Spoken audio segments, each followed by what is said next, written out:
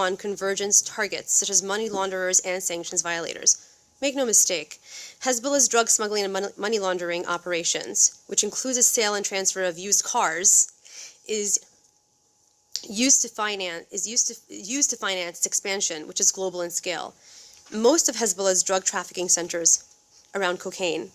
The reason it is so important to fight Iran and Hezbollah's money laundering and drug trafficking operations is because these groups use the proceeds of these illicit sales to buy weapons that they use to fund Houthi militias battling the legitimate government in Yemen and in the civil war in Syria, where it backs presidential dictator and perpetrator of a mass-scale genocide, Bashar al-Assad. You may recall that in 2011, the DEA folded an Iranian plot to assassinate the Saudi ambassador Adel al-Jubeir in Washington, D.C. Iranian-American suspect Mansour Arbab-Siar, I should be able to pronounce that, had attempted to hire a DEA informant whom he believed to be a member of the Zetas drug cartel, a Mexican crime syndicate, to conduct the assassination. Well, the DEA's targeting of Hezbollah began about 14 years ago with Operation Titan, which intercepted the sale of tons of cocaine shipments by Hezbollah and its associates, who were working in concert with the Colombian drug cartel La Oficina de Envigado.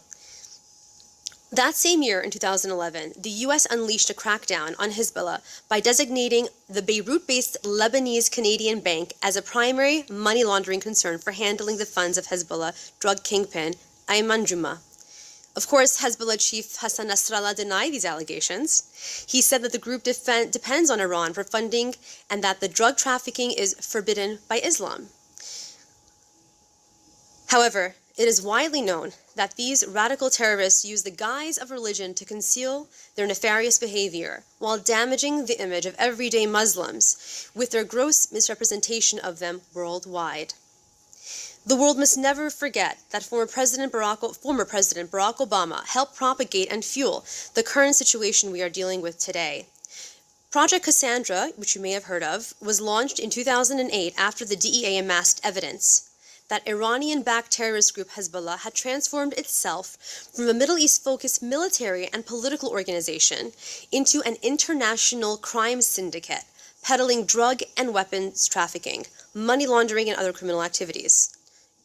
However, in its zealous, nefarious determination to secure a nuclear deal with Iran, the Obama administration derailed Project Cassandra, even as Hezbollah was funneling cocaine into the United States. When Project Cassandra agents and other investigators sought repeatedly to both investigate and prosecute Abdullah Safieddine, Hezbollah's longtime envoy to Iran who oversaw the group's business affairs and international drug trafficking, the Justice Department refused to go after him. Unfortunately, this was a tremendous setback to global efforts at combating the Iranian regime's terrorist activities, all in the name of getting an Iran deal on the table. The damage only went deeper with the appointment of then CIA Director John Brennan, Obama's White House counterterrorism advisor, who became the CIA Director in 2013. Brennan point blank recommended that the president, quote, has the opportunity to set a new course for relations between the two countries through not only a direct dialogue with, but greater assimilation of Hezbollah into Lebanon's political system. In fact, 3 years prior to that, Brennan also suggested that there are ways to build up moderate elements within Hezbollah. Make no mistake, there is nothing moderate about Hezbollah, nor the radical theocratic Iranian regime, whose interests it ultimately represents. By 2016, Project Cassandra was all but dead. For decades, Hezbollah has worked in close cooperation with Iran's Ministry of Intelligence and the Revolutionary Guard, in concert with its supporters in Lebanese communities around the world, to create a web of businesses that have behaved as fronts for black market trading. Today, we see Lebanon has become a failed state because of widespread corruption, and Hezbollah has played upon and preyed upon these weaknesses for its own benefit. The winner, of course, in all of this is the Iranian regime. Sanctions are an effective tool to curb Iran and Hezbollah's terrorist activities, but they cannot be implemented in isolation. They must also target the allies of these groups and their enablers. Specifically, sanctions, and even secondary sanctions, must penetrate the illicit drug trade and money laundering networks. I will use as a brief example Syria and the Assad regime, which is backed by the Iranian regime, as an example of this. One of the most notorious methods by which the Syrian regime has been able to bypass sanctions is through the Captagon trade. It's a multi-billion-dollar operation that has turned Syria into all but a narco state. The Biden administration sanctioned several Syrian prisons and officials in July, but these sanctions were unfortunately mostly symbolic.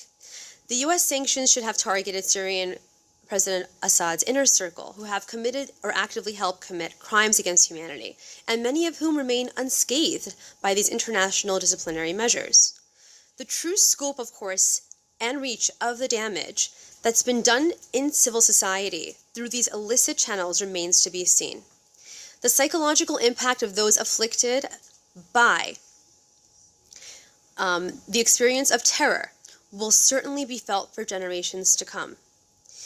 You know, as the late President Ronald Reagan said in his inaugural speech in 1967, he said, "Freedom is never more than one generation away from extinction." It is the duty and moral obligation of the free world to support those afflicted in their own quest for freedom. What happens in the Middle East, and specifically anything involving the Iranian regime, affects the entire world. Thank you. Thank you so much, Adele. Before turning it over to the audience for questions, I wanted to ask a general question to the panel. What can be done given the fact that the international institutions have no enforcement mechanisms? There is a great disparity between humanitarian and human rights groups and bodies, and the main UN body, which has the power of sanctions but also has 192 member states. Who is to take responsibility for all of this, and how can it be handled on a practical level?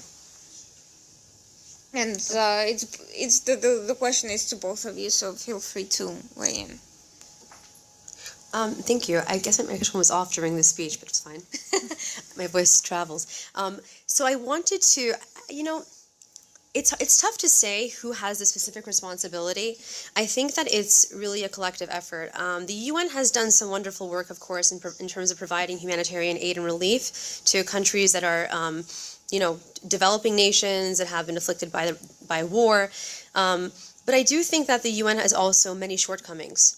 And that said, often will, have their hands tied for whatever reasons.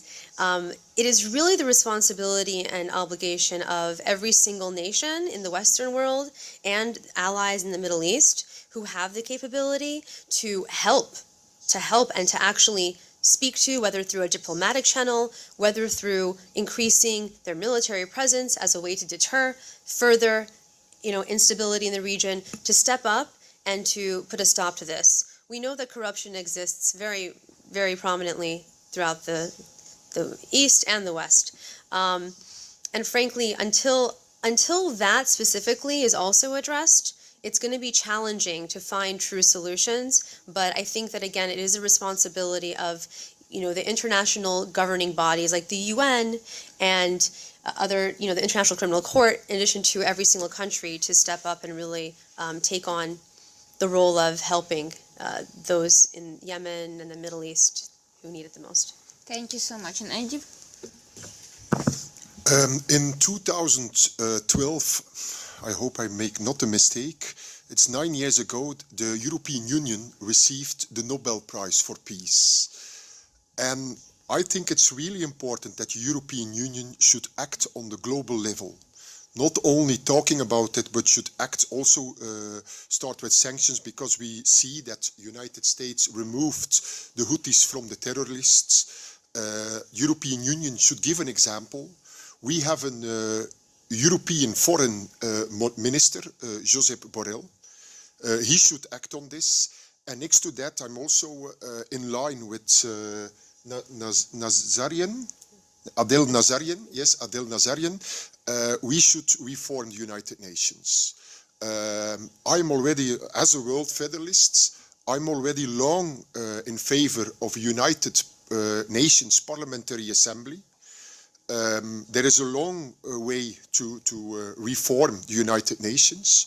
We should act on this because we see our institutions are not modified enough to battle non-state actors who are supported by states, but they create their own networks. So I think we need a reformed United Nations, and next to that, European Union should play a key role. When the moral leadership is not taken by the United States in tackling the Houthis, Europe should take this step forward against the Houthi rebels. Thank you so much. And now, if anyone in the audience has a question, please feel free. Or comment. Yes, ma'am. Yeah, please go ahead. I'll try to say it in English.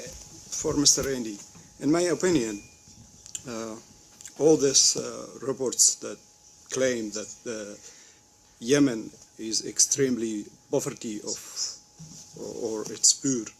I think Yemen is not poor or the worst in the world, but it needs some peace to build itself. My question, in your opinion, why the Iranian regime and its supports not being taken seriously till this moment? Honestly, because we all know that there is a problem and always Iran has the fingers there and nothing going on. It's just still the same issue. We are just waiting for action, but there is nothing. Why? I think we have a new president in the United States. He wants to do on certain ways, he wants to do the opposite, except of the Taliban. He is supporting, the United States is now supporting them. They do the opposite policy and they want to make this deal, this nuclear deal. There's a new nuclear deal with and so they want to be friends with the Iranian state's leadership to make this deal. And this removing of the Houthis, of the terrorists, is a sign that they want to become friends. And they leave their allies for this Iranian nuclear deal. So they know it. But we have now a weak president in the United States who doesn't dare to take action and does mostly the opposite of what Trump did. So it was not all wrong what Trump did. He was the one who put the Houthis on the terrorists. He dared to speak against this terrorist organization. So we need to reassure the American policy that they start to think about it, that they get aware about what really happens there. They should not only focus on on this new nuclear deal. Yeah, go ahead, please.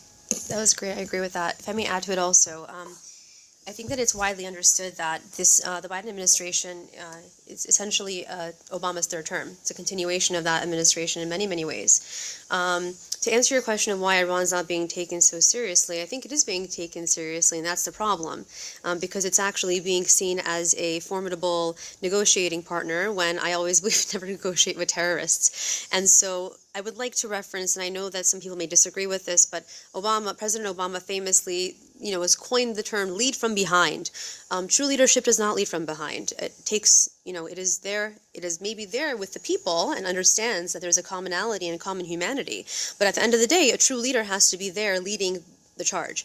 And I think that by strategically wanting, as I said, to eradicate so many measures in the DEA, for example, in the U.S., and turn a blind eye to so much of the Iranian regime's nefarious behavior, in order to get this deal going, Obama displayed essentially that America was strategically being weakened on the global scale, and Iran has essentially come in and filled that vacuum with its own proxies, and we're seeing the results of that. It's not fully to fall on his shoulders, but it's definitely primarily his fault. Not him specifically, but the administration. So I have to say that I think as Andy also mentioned, the Trump administration did a lot in terms of, eradicating the deal. There were mistakes made there as well. It was by no means a perfect administration either, but a lot more was done on the global scale to help combat the same bad actors that have once again resurfaced. So I really do believe that if the international community and the United States could hopefully, by some grace of God, some miraculous stroke of luck, decide that Iran is not a formidable partner and walk away from this deal, we'll be in a much better situation. Unfortunately, that doesn't seem to be the case, as I'm hearing rumors that now they're also looking at coming to some kind of negotiation deal with the Assad regime. So. Anyone else? Yes. You, go ahead. Yeah, please go ahead. First of all, I just would like to thank all panelists and the event organizers for this interesting event. I listened carefully to the way Mr. Andy speaks about the Yemeni question in pain and enthusiasm. Thank you for this. Right words matter when it comes from the heart. I think you are one of the rare Westerners who speaks loudly about the Yemeni suffering from these groups. Keep continuing. And I invite all people who hear us, Westerners, and people from all the world to speak loudly about the crimes committing by these groups, terrorists, and Houthis also in Yemen. Thank you.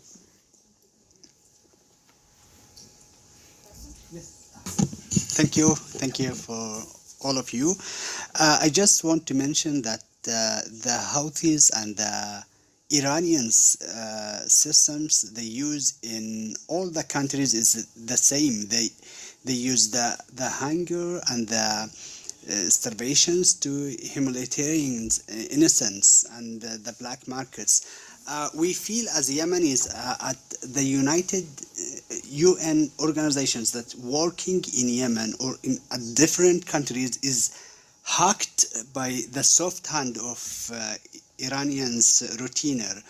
And when we look to the budget of these organizations, we can see that 70% or 80% is using to operating budget and 20% that going as humanitarians help or aid.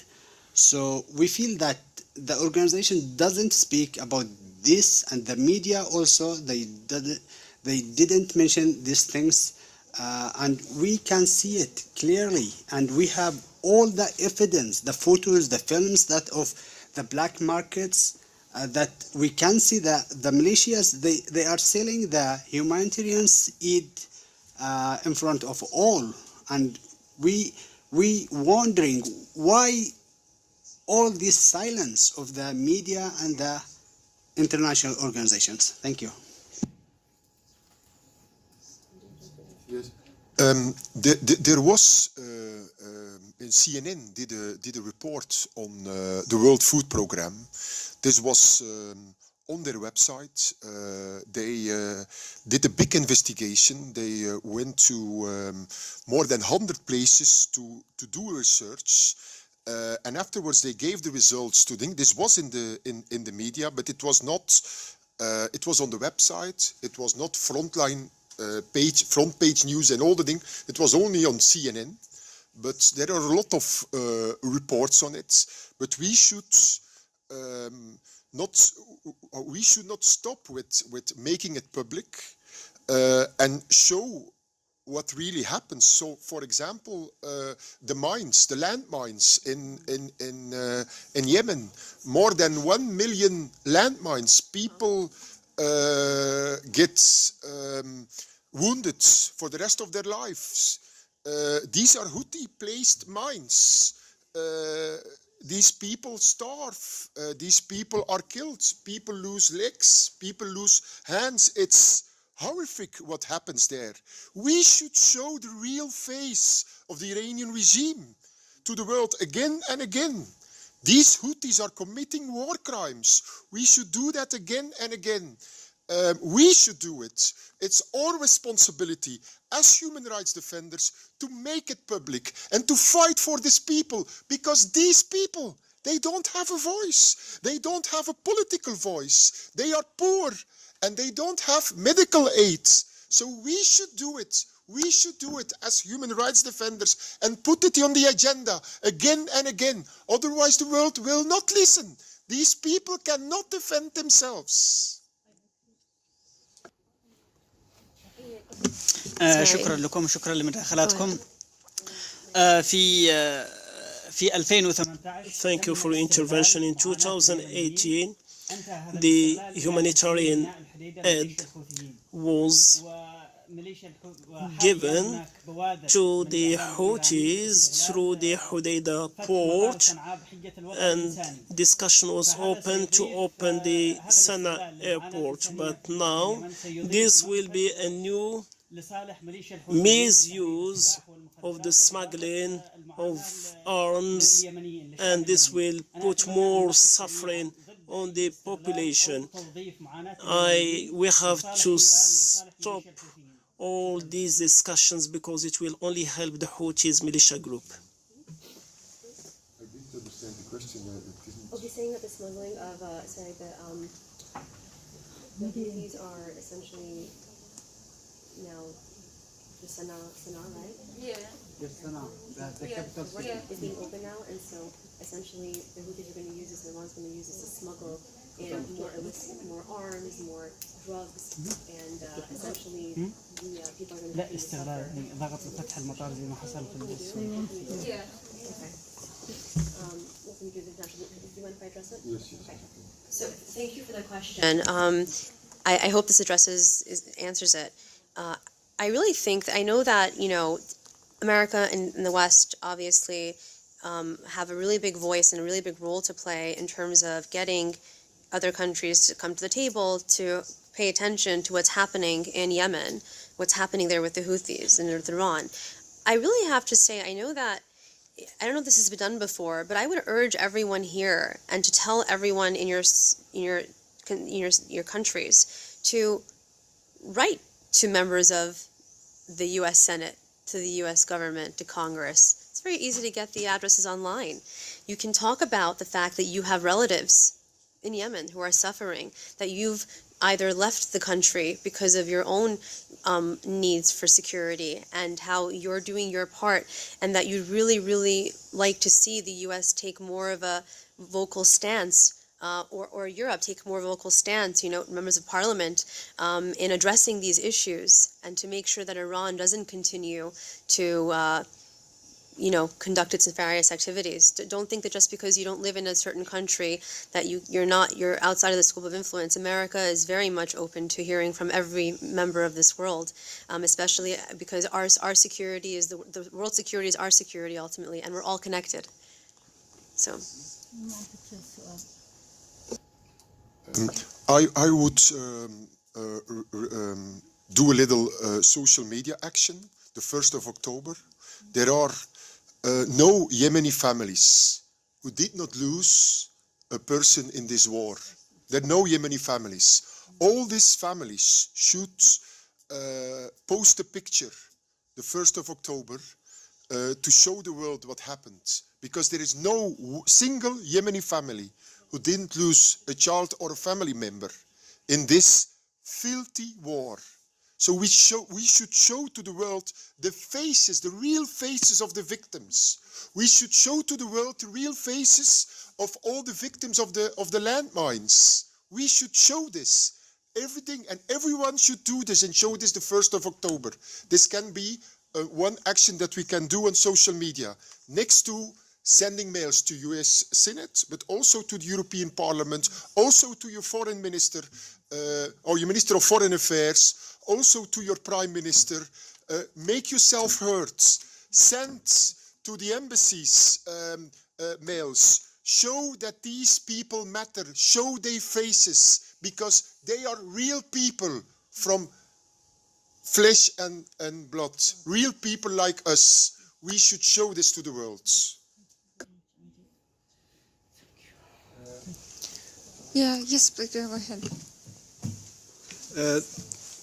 Thank you. It looks like that the unclear weapon between America and Iran playing a big rules here, a big rule that it does really affect all the worlds. And now we are in Yemen suffering because of that. Let's imagine that Iran has a weapon, the one that we are scared from, and America and all the world scared from that. What's going to happen? What's the next step? Is that mean there is no action gonna happen with this all curious, let's say, and problems? This is a real thing, and people who's dying every day in everywhere because of one regime, one country does that problem, and nobody does any action. What do you think? Thank you. The names of the Houthi government there are known. The world community know these names. We should start with sanctions. If you talk about nuclear proliferation, they are capable now of making this bomb. They are capable. They have the resources. They can do it.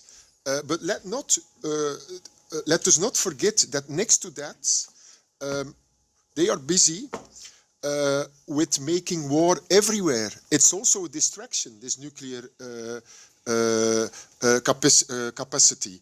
So we think that we should act through all the legal measures that we have, and should sanction, just like the Magnitsky Act, Act that European Parliament did.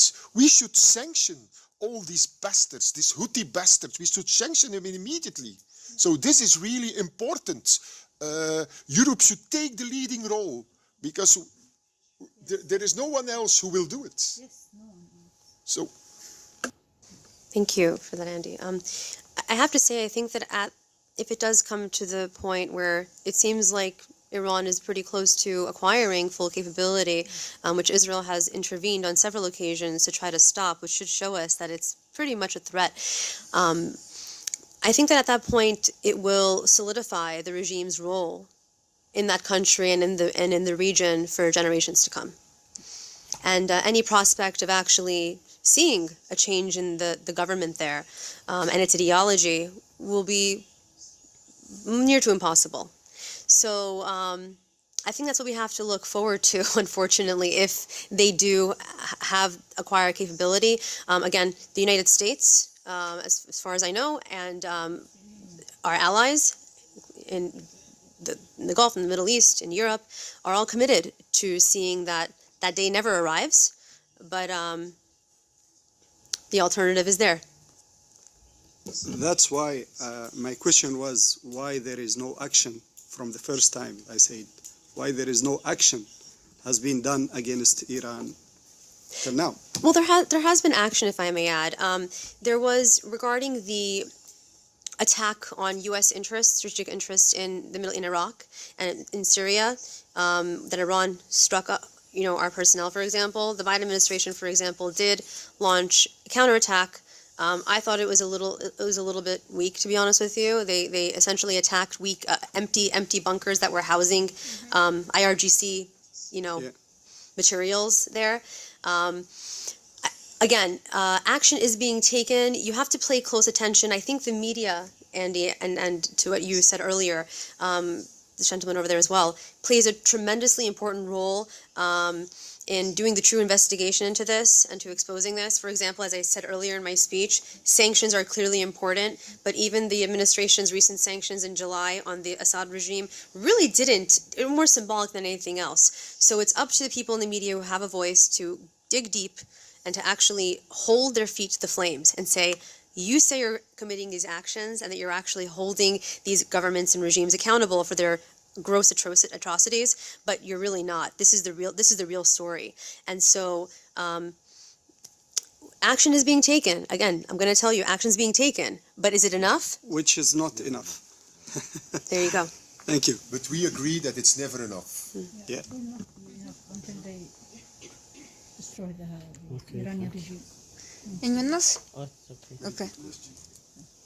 Thank you so much to everyone for your attentiveness, for your engagement, and thank you to the panelists for your insightful remarks. I just want to add that, of course, there's got to be a balance of international engagement and regional and local action, because at the end of the day, major international institutions, even in the best case scenarios, have a lot of work on their hands. They may not always have the mechanisms. They may be slow moving to act, and they may not be empowered to act in every humanitarian disaster, human rights abuse case, or act of terrorism or act of war around the world. That's why it's important to be less dependent on international institutions and create more local and flexible, smaller chapters that can handle these issues without having to rely on a behemoth international process every time, that are transparent, where rules of engagement are enforceable, whether on legal actions, political actions, operational level, whatever it is, where it's just more manageable to enforce anti-corruption measures and create the kind of mechanisms you want to see. This can be done. It can be modeled on effective, smaller international organizations that exist. There's no shortage of people willing to consult and help with that. But at the end of the day, you can't expect the UN to be a substitute for your own decision making and your own responsibility for responding to threats that are to you, not to someone in New Zealand or Argentina. At the end of the day, these countries are acting from far away, and they may have a theoretical construct of what should happen, but you're the one being affected by the threat. So at the end of the day, you have to rely on yourself and your nearest allies and figure it out among themselves, and not wait for the international community to intervene, or not let them stop to prevent you from taking the actions you think you need. Thank you.